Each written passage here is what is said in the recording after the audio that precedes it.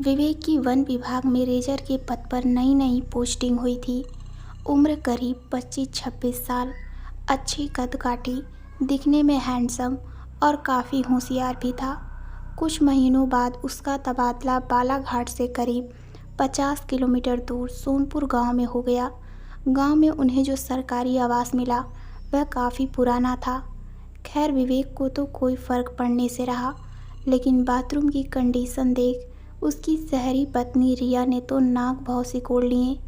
अपने जर्जर घर को देखकर वह थोड़ा दुखी और विवेक पर नाराज़ हो रही थी। नाराज़गी वाजिब थी, क्योंकि एक तो गांव और उस पर ऐसा घर। रिया ऐसे माहौल में रहने की आदी नहीं थी। विवेक ने आश्वासन दिया कि एक हफ्ते में बाथरूम के साथ मकान की भी मरम्मत कर चकाचक करवा देंगे। पति की बात मानकर किसी तरह रिया ने भी अपने मन को समझा लिया। चौकीदार ने विवेक के कान में फुसफुसाते हुए कहा, साहब वो पास वाले भूतिया गेस्ट हाउस के बारे में मैडम को बता दीजिए। अरे चुप कर, वैसे ही उनका दिमाग गर्म है। भूत भूत की बात सुन आज ही शहर जाने की जिद पकड़ लेंगी। विवेक चौकीदार को एक कोने में ले जाकर डपटते हुए बोला। चौकीदार ने नए मकान में सामान रखवाया और बाहर आ गया। उसने बाजू के उस गेस्ट हाउस को डरते हुए देखा और सोचने लगा, पता नहीं अब क्या होने वाला है। वह चुड़ैल तो इस गेस्ट हाउस के पास से गुजरने वाली कई औरतों को शिकार बना चुकी है। यह लोग इसी भूतिया गेस्ट हाउस के बगल में रहने वाले हैं। ईश्वर इनकी रक्षा करना। गेस्ट हाउस का डर गांव वालों के मन में इस कदर हावी था कि किसी ने भी वहां मकान नहीं बनवाए। जिनके थे वो लोग छोड़कर कुछ दूर बस गए। कुछ लोगों ने उस ओर खुलने वाले खिड़की दरवाज़ों के साथ रास्ते भी बदल लिए।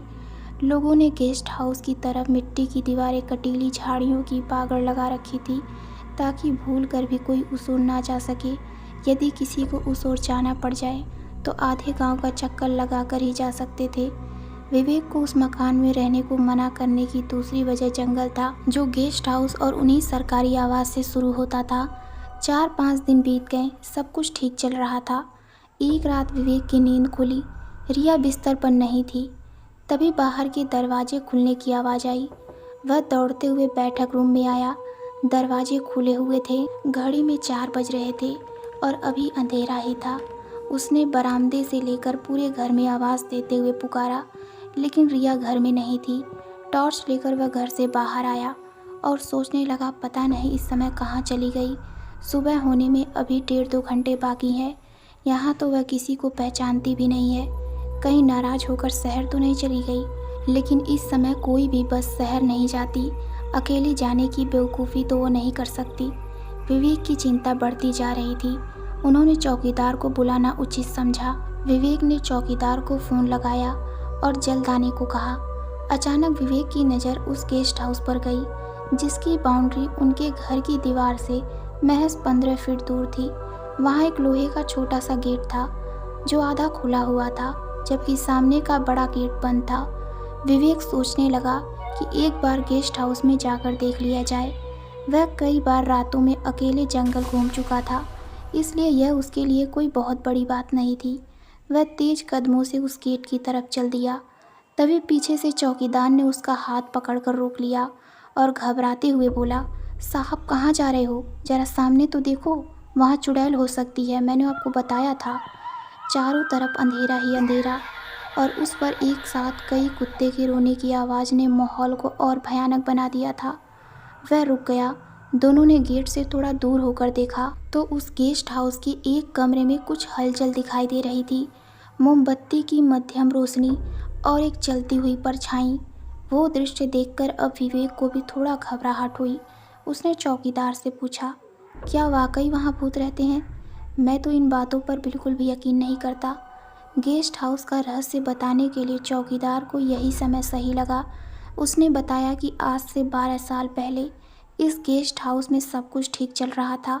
जब कभी शहर से छोटे बड़े अधिकारी दौरे पर आते तो गांव के बाहर यही उनका ठिकाना होता। उस दिन रंग पंचमी की रात थी। एक नेता के साथ कुछ अधिकारी यहाँ रुके हुए थे। उनके मनोरंजन के लिए आदिवासी और ग्रामीणों ने लोक नृत्य पेश किया। कई तरह के सांस्कृतिक कार्यक्रम हुए। एक बड़े अधिकारी जो नेताजी के करीबी थे, वह एक लड़की को बहला फुसलाकर कमरे में ले गए और उससे छेड़छाड़ करने लगे। वह किसी तरह अपनी इज्जत बचाकर कमरे से बाहर आ गई और रोते हुए नेताजी से उस अधिकारी की शिकायत करने लगी। लेकिन नेताजी तो उस अधिकारी का पक्ष लिए बैठे थे। कुछ महिलाओं ने उस अय्याश अधिकारी की यह सब करतूत देख ली थी। वे चाहती तो उस लड़की की मदद कर सकती थी, लेकिन वे डर की वजह से चुप रहीं। फिर उस लड़की ने क्या किया? विवेक ने पूछा। चौकीदार ने एक गहरी सांस लेते हुए बताया। वह क्या करती? उस लड़की की गांव भर में बदनामी हो गई थी। दूसरे दिन उसने गेस्ट हाउस के पीछे जहर खाकर मर गई। तब से उस लड़की की आत्मा चुड़ैल बनकर गेस्ट हाउस में भटक रही है। उस लड़की के साथ बहुत गलत हुआ, विवेक ने एक गहरी सांस लेकर कहा। आगे चौकीदार थोड़ा गुस्से में बोला। फिर 1 महीने के अंदर उस नेता और अधिकारी की जीप पलटने से मौत हो गई। गांव वालों का मानना है कि उसी लड़की की आत्मा ने नेता और अधिकारी को मारा है।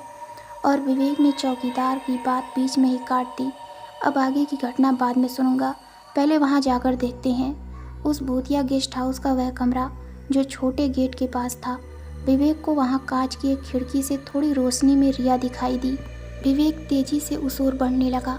तभी चौकीदार पीछे से रोकते हुए बोला, साहब 5 मिनट रुक जाइए, मैंने गुनिया को बुलावा भेज दिया था, अभी आता ही होगा। वह गांव का सिद्ध तांत्रिक है, मैडम पर चुड़ैल हावी हो गई होगी। मैं अब और नहीं रुक सकता, तुम्हें डर लग रहा है तो तुम यहीं रुको, मैं आता हूँ अभी। विवेक तेज कदमों से चलने लगा। अकेला बाहर रुककर क्या करूँगा, यह सोचकर चौकीदार भी डरते हुए विवेक के साथ चल दिया। अंदर पहुंचकर विवेक अपनी पत्नी को पुकारने लगा। चारों तरफ अंधेरा था, टॉर्च सिर्फ एक सीध में ही रोशनी कर पा रही थी। जिस कमरे में उन्होंने अपनी पत्नी रिया को देखा था, अब वहाँ कोई नहीं था। सिर्फ एक मोमबत्ती दिखाई दी जो हॉल में ही बुझने की वजह से धुआं छोड़ रही थी। उसी कमरे से लगी बाथरूम से टिप टिप पानी गिरने की आवाज़ आ रही थी। वे उस ओर बढ़ ही रहे थे, तभी पीछे खड़ा चौकीदार चिल्लाया, साहब वो रही मैडम, हॉल में पर्दे के पीछे। तो दोस्तों, आपको ये कहानी कैसी लगी हमें कमेंट में ज़रूर बताइए। तो मिलते हैं इस कहानी के अगले भाग में। धन्यवाद।